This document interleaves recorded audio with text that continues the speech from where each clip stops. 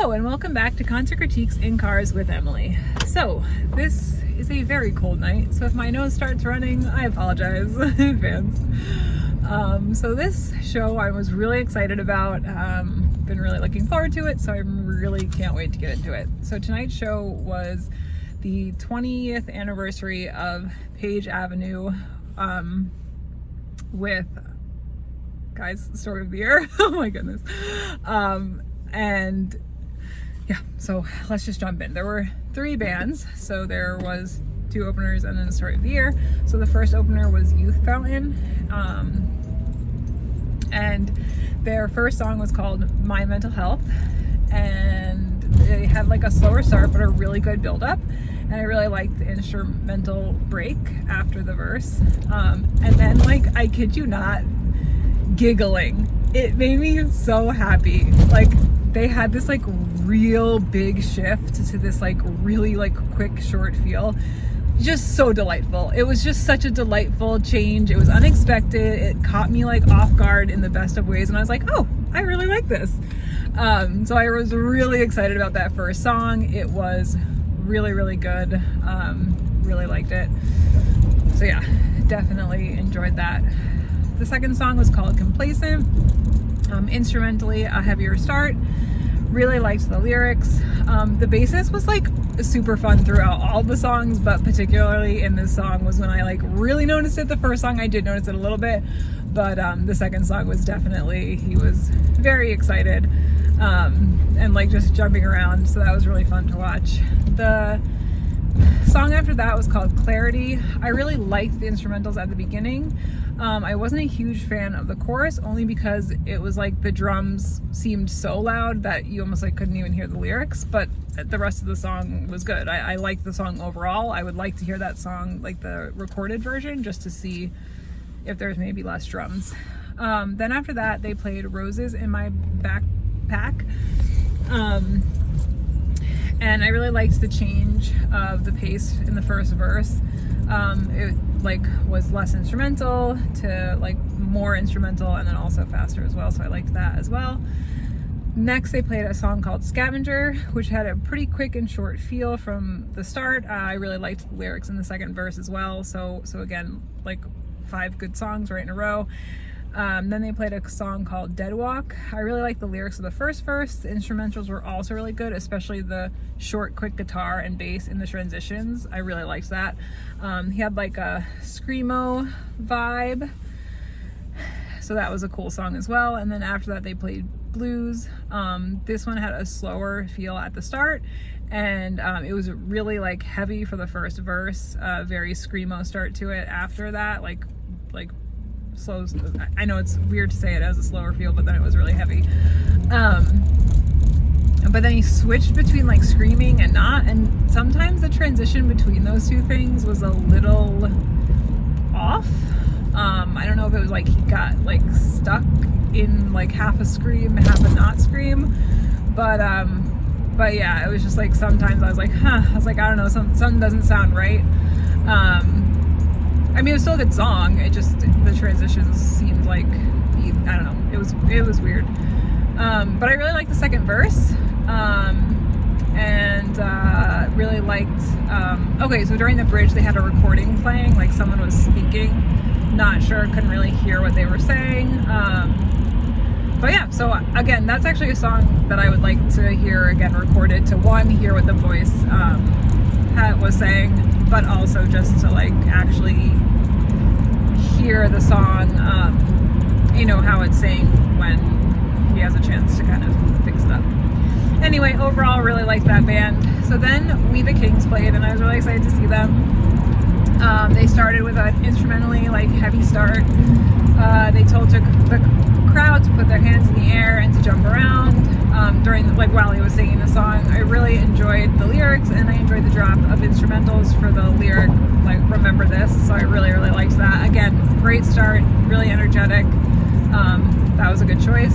The second song was a little less instrumentally heavy, but I liked the short, quick feel of the lyrics. He interacted with the camera that was in the front of the stage, so that was kind of cool. Like he was singing almost to the camera, and it was kind of like a love song, so the lyrics lyrics were very like, I don't know, it was just funny. It was very like genuine and seemed like he was just having a good time, so that was really cool. I really loved the bridge to that song. It had a short, quick feel. Told the crowd to stop singing. He was like, guys, like, it's great. Your singing is beautiful, but you gotta stop. And he's like, you gotta scream instead. Like, no more singing, just scream. So that was kind of, again, like, just a fun, like, and listen, maybe he says that to all of the crowds, but it was just like a fun little detail that I liked. So then after that, they started, oh, I can't say that. So then they started to chant, and it was kind of funny because he was like, well, I can't tell if it's like a good way or a bad way because it could be taken either. So that was kind of funny. Sorry guys, gotta turn my pages here. So then after that, they played When We Were Young, and he made a comment about the festival. He was like, yeah, we were kind of hoping that instead of going to the festival, you guys would just listen to our song instead. And then right before the song started, he like spit into the air and then like made sure and watched it go down so I didn't hit him. And then afterwards he was like, well, I'm sorry, that was really gross.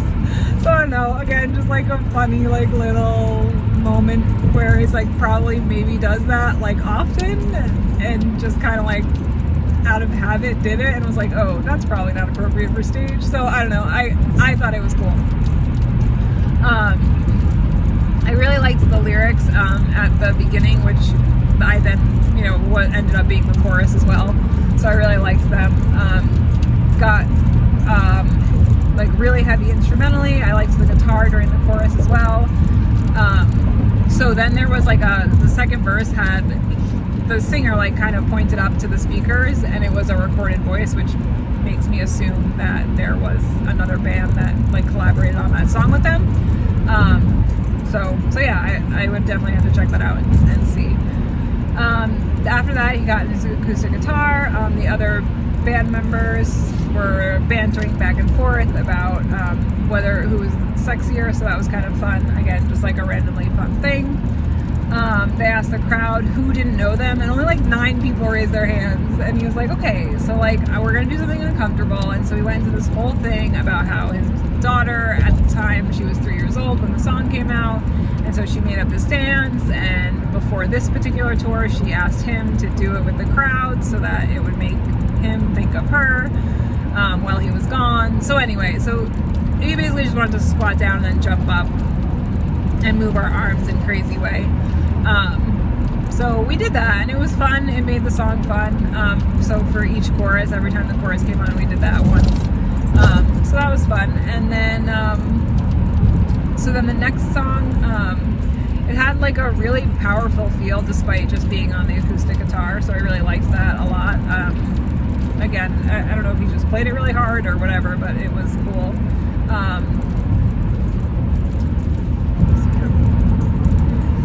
So then he played Sad Song, and it was only the keyboard and the acoustic guitar. And I recognized the song.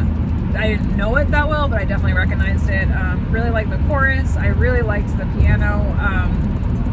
And he asked everyone, so it's funny, he's like, this is the one song, he's like, we played 4 songs so far, and I'm not going to ask you to do anything this song. And so then he, people had their phones up, and he was like, all right, put your phones down now to sing the chorus. And then like later on, he was like, I feel kind of bad that I asked you guys not to do that because I told you I wasn't going to tell you to do anything, and then I just told you to not do something. And he's like, so you can put your phone back up. So I don't know, it's just like, again, kind of like funny, kind of felt bad.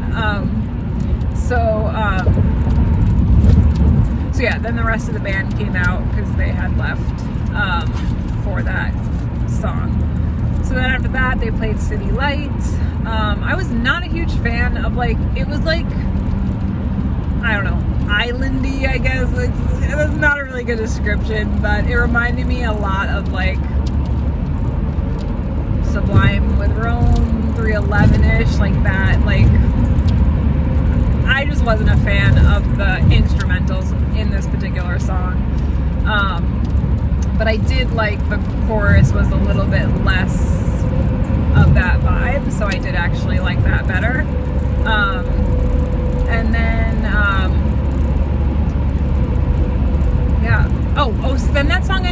abruptly. And I don't know if they were like running out of time or something, but it kind of just like ended.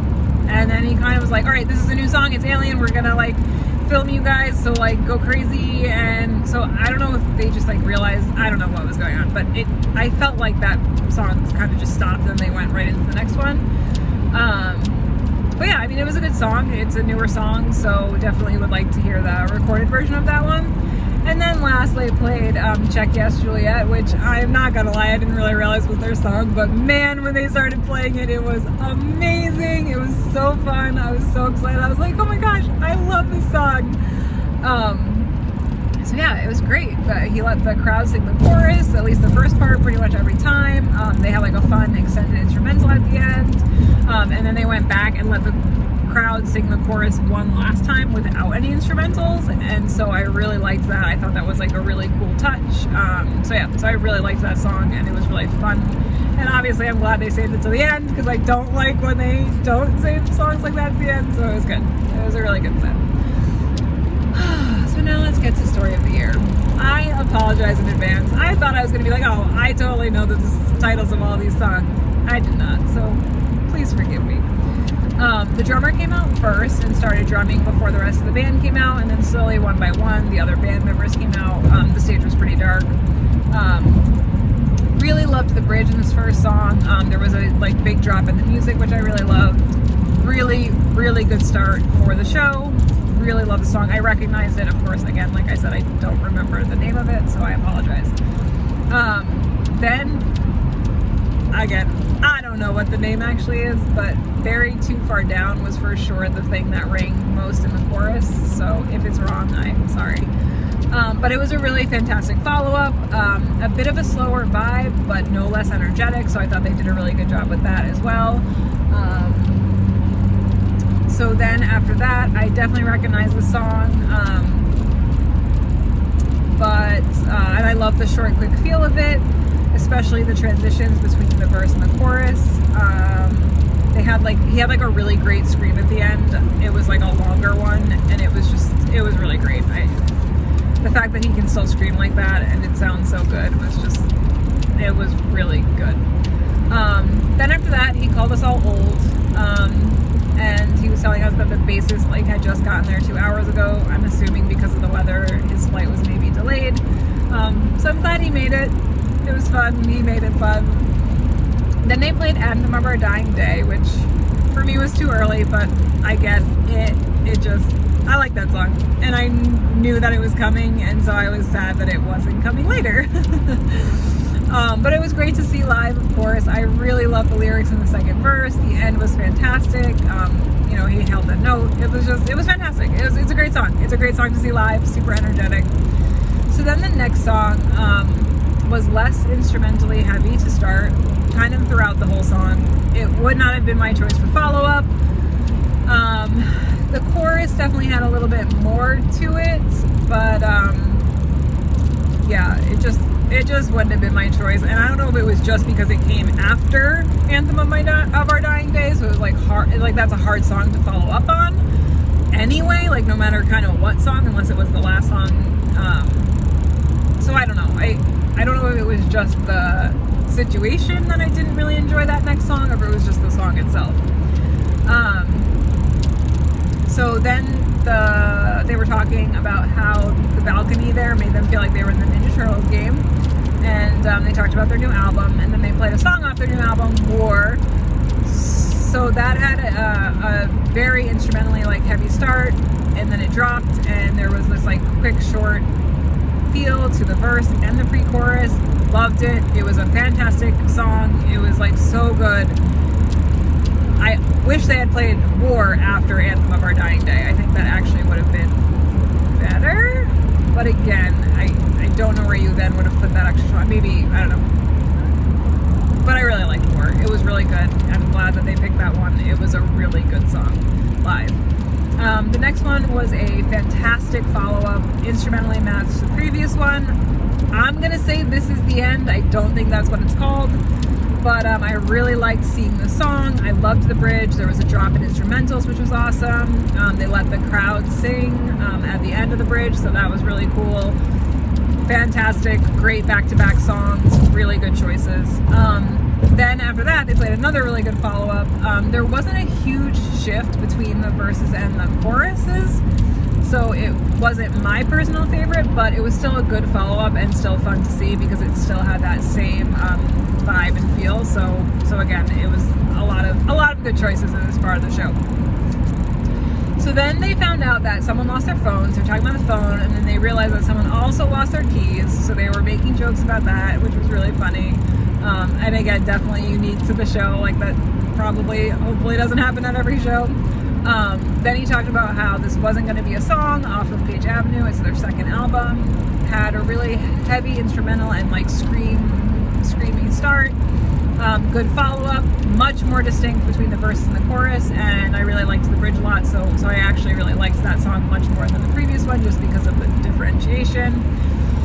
The next song, loved the quick, short feel of the song.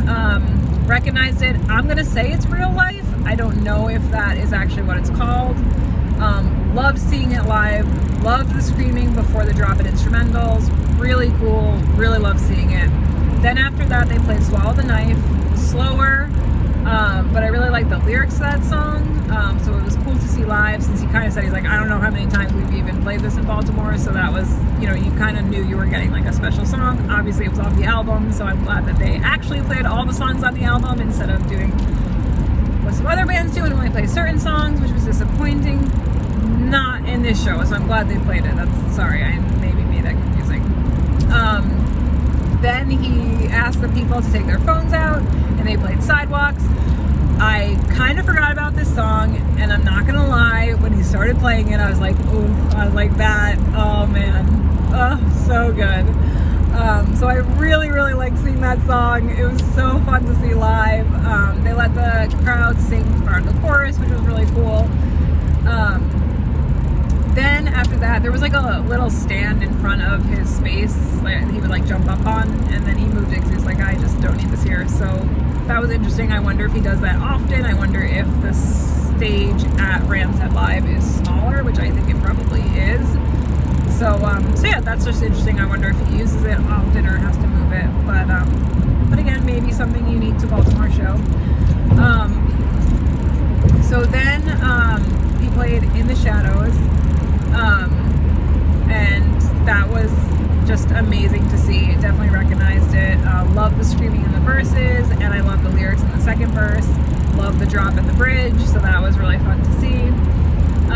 Then the lights went off, and you heard him just be like, yeah, we're leaving for the encore, so just like pretend we're not coming back. So I, in retrospect, then was like, ooh, that was a really good song to end on, like to leave and go off the stage for, so that was a good choice. I really liked that was the song that they left before the encore on.